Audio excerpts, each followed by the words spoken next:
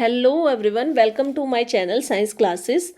आज मैं आपको करा रही हूँ क्लास 7th का जो मैंने फर्स्ट पार्ट आपको बताया था लाइट के बारे में, उसका इंट्रोडक्शन डिस्कस किया था। अब हमारे पास फर्स्ट टॉपिक आया है उसके अंदर रिफ्लेक्शन। तो सबसे पहले आपको स्क्रीन पे नज़र आ रहा होगा, मैंने सिंपली डेफिनेशन लिखी हुई है। रिफ्लेक्शन का मतलब क्या होता है? The bouncing back of light from a surface. एक लाइट का वापस जाना, किसी सरफेस से टकरा के वापस जाना क्या कहलाता है? रिफ्लेक्शन। अब सिंपली मैंने आपसे बात की थी ट्रांसपेरेंट, ओपेक और सब्सटेंसेस की। तो ट्रांसपेरेंट में तो क्या होता है? सपोज करो, देखो ये आपके पास कोई ट्रांसपेरेंट ऑब्जेक्ट है। ट्रांसपेरेंट हमारे पास क्या हो गया? ग्लास हो गया। ये आपके पास ग्लास है, अगर इसके ऊपर बीम ऑफ लाइट आती है just like this and this and this, तो इसमें से क्या होगा कि ये डायरेक्ट इसके अंदर से क्या हो जाएंगी? पास हो जाएंगी। अब यहाँ पे तो हमारे पास रिफ्लेक्शन का फिनोमिना नहीं हुआ, क्योंकि डेफिनेशन हमें क्या कहती है कि बाउंसिंग बैक ऑफ लाइट। लेकिन यहाँ पे तो क्या हो रहा है कि ग्लास के अंदर से पास हो रही है, तो इट मीन्स हमारे पास ये कौन सा सब्सटेंस है? ट्रांसपेरेंट हो गया। क्योंकि इसमें से तो मतलब ट्रांसपेरेंट सब्सटेंस की बात करेंगे तो उसमें हमारे पास क्या हो रहा है? लाइट डायरेक्टली पास हो रही है, तो इसमें कौन सा फॉर्मूला मतलब रिफ्लेक्शन का फिनोमिना नहीं हो रहा है। अब मैं दूसरी चीज़ यहाँ पे ले रही, दूसरा सब्सटेंस मैंने ले लिया वुड। सपोज ये हमारे पास क्या है? वुड।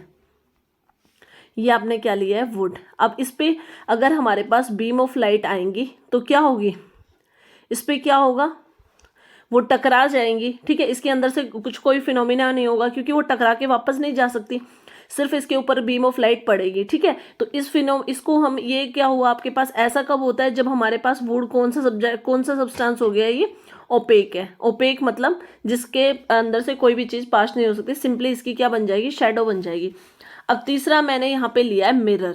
मिरर के साथ कंडीशन क्या होती है कि मिरर का एक सरफेस तो हमारा पॉलिश्ड होता है और एक सरफेस उसका रिफ्लेक्टिंग होता है। तो देखो, जो ये आपको जो मैंने अभी अंडरलाइन किया है, ये वाला सरफेस क्या होता है?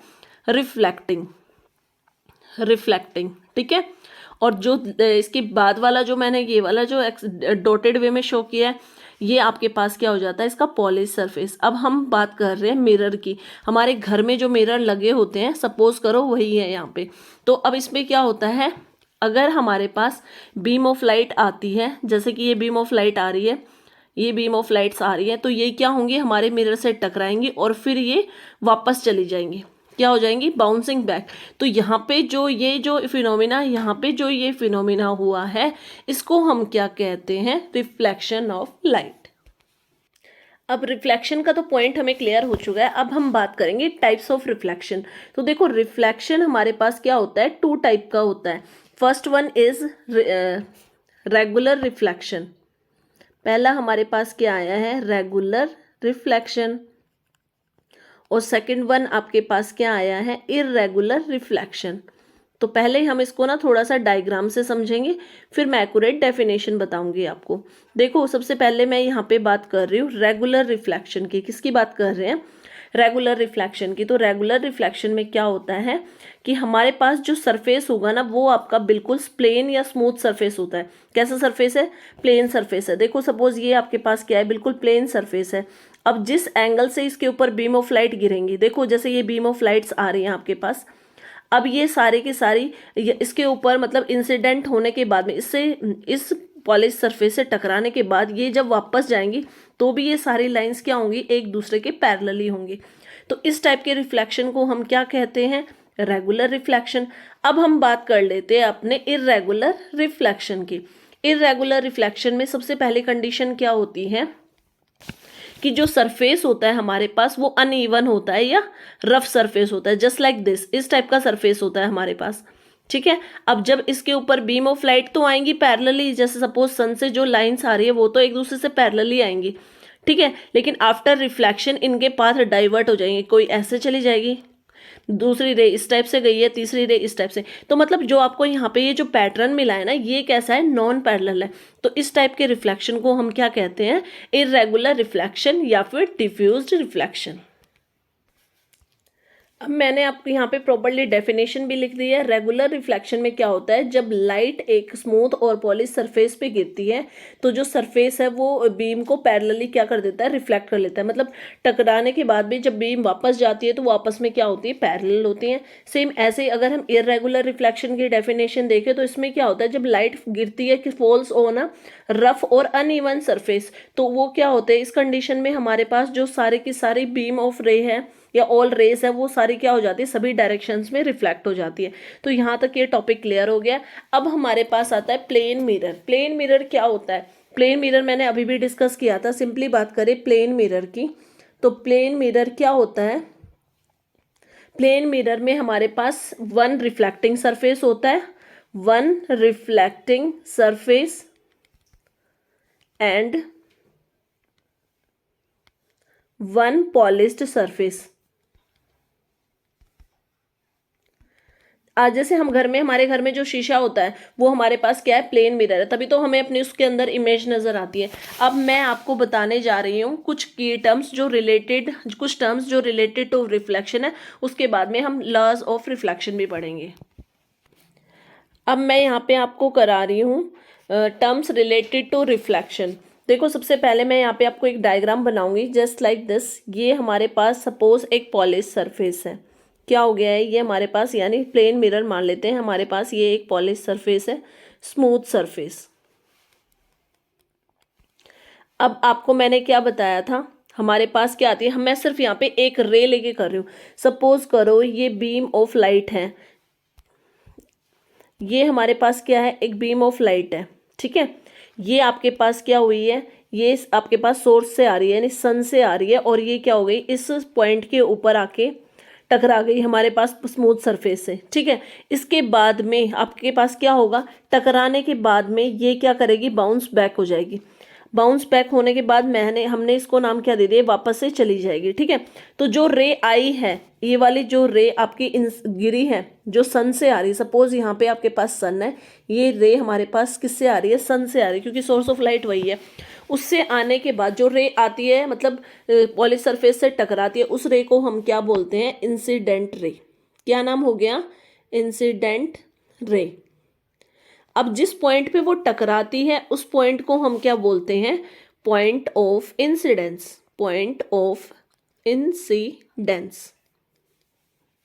अब उसके बाद में जो टकराने के बाद जो रे हमारे पास वापस चली जाती है, बाउंसिंग बैक ऑफ लाइट, तो जो रे वापस गई है, फिनोमिना हो गया हमारे पास यहाँ पे रिफ्लेक्शन का।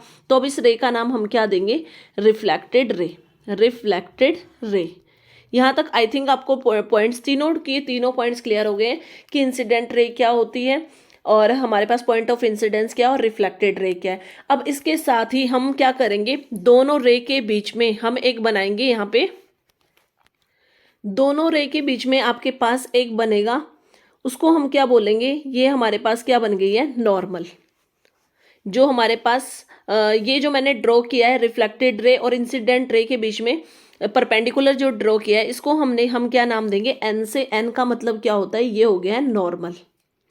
अब आपके पास अभी जब मैं आपको ये लॉ ऑफ रिफ्लेक्शन कराऊंगी तो वहां पे बात होगी एंगल ऑफ इंसिडेंस की। यानी अब एंगल ऑफ इंसिडेंस क्या होता है, देखो नॉर्मल और जो इंसिडेंट रे के बीच में जो एंगल बनता है इसको हम स्मॉल आई से डिनोट करेंगे, और ये क्या होता है आपका एंगल ऑफ इंसिडेंस। ऐसे ही एक और टर्म आएगी आपके पास, angle of reflection. Angle of reflection क्या होती है, the angle between normal and reflected ray. Normal और रिफ्लेक्टेड रे के बीच में जो एंगल बनेगा उसको हम क्या बोलेंगे, एंगल ऑफ रिफ्लेक्शन।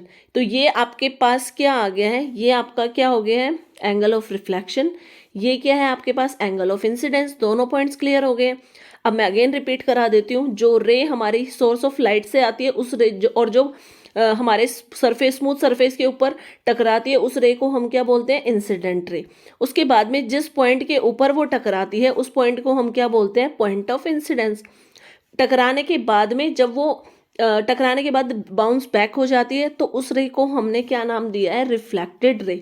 ये टर्म्स क्लियर है। उसके बाद में रिफ्लेक्टेड रे और इंसिडेंट रे के बीच में हम एक परपेंडिकुलर ड्रॉ करते हैं जिसको हम क्या बोलते हैं, नॉर्मल। ठीक है। अब एंगल ऑफ इंसिडेंस, नॉर्मल और रिफ्लेक्ट इंसिडेंट रे के बीच में जो एंगल बनेगा, एंगल ऑफ इंसिडेंस। और जो हमारे पास नॉर्मल और रिफ्लेक्टेड रे के बीच में जो एंगल बनेगा उसको हम क्या नाम देंगे, एंगल ऑफ रिफ्लेक्शन। अब ये टर्म्स भी क्लियर हो गए। अब हम पढ़ते हैं लॉज ऑफ रिफ्लेक्शन के बारे में। अब हम बात करेंगे लॉज ऑफ रिफ्लेक्शन की, कि लॉज ऑफ रिफ्लेक्शन क्या होते हैं। देखो लॉज ऑफ रिफ्लेक्शन में मैंने अभी सारी पॉइंट्स टर्म्स क्लियर की थी, आपको डायग्राम में आपको सब नज़र आ रहा है कि ये आपके इंसिडेंट रे हैं, देन ये आपके रिफ्लेक्टेड रे हैं, यहाँ पे आपका नॉर्मल है, और ये आपका एंगल ऑफ इंसिडेंस है, और ये वाला आपका एंगल ऑफ रिफ्लेक्शन है। तो जो फर्स्ट लॉ है, फर्स्ट लॉ क्या कहता है, द इंसिडेंट रे, जो आपके इंसिडेंट रे हैं, the incident ray comma the reflected ray and normal all lie in the same plane। अब ये पॉइंट आपको क्लियर हो गया होगा डायग्राम को देख के कि जो हमारे इंसिडेंट रे, जो रिफ्लेक्टेड रे और जो हमारा नॉर्मल है वो सारे के सारे किस में लाई करते हैं, एक प्लेन के अंदर लाई करते हैं। तो फर्स्ट तो आपको क्लियर हो गया है। सेकंड लॉ ऑफ रिफ्लेक्शन का सेकंड लॉ क्या कहता है, जो एंगल ऑफ इंसिडेंस है, और एंगल ऑफ इंसिडेंस को आपने किससे डिनोट किया था, एंगल आई, यानी angle I is equal to क्या होता है, एंगल आर। एंगल आई का मतलब क्या हो गया, एंगल ऑफ इंसिडेंस, और एंगल आर का मतलब क्या हो गया, एंगल ऑफ रिफ्लेक्शन। तो सेकंड लॉ आपका क्या कहता है कि angle of incidence is equal to angle of reflection, और फर्स्ट लॉ में हमें ये बताया कि normal, incident ray, reflected ray at the point of incidence all lie in the same plane. अगर आपको यहाँ तक हमारा सारा रिफ्लेक्शन आज की पूरी वीडियो में मैंने आपको बताया रिफ्लेक्शन क्या होता है, टाइप्स ऑफ रिफ्लेक्शन एक्सप्लेन किया है आपको, साथ के साथ ही मैंने आपको लॉज ऑफ रिफ्लेक्शन भी बता दिया है, उसके सारे टर्म्स बता दिए हैं। आज की वीडियो हमारी यहीं तक ही है। प्लीज़ अगर आपको वीडियो पसंद आए तो ज़्यादा से ज़्यादा लाइक करें, चैनल को सब्सक्राइब करें और कमेंट्स करें। अब मिलते हैं नेक्स्ट वीडियो में, तब तक के लिए बाय बाय।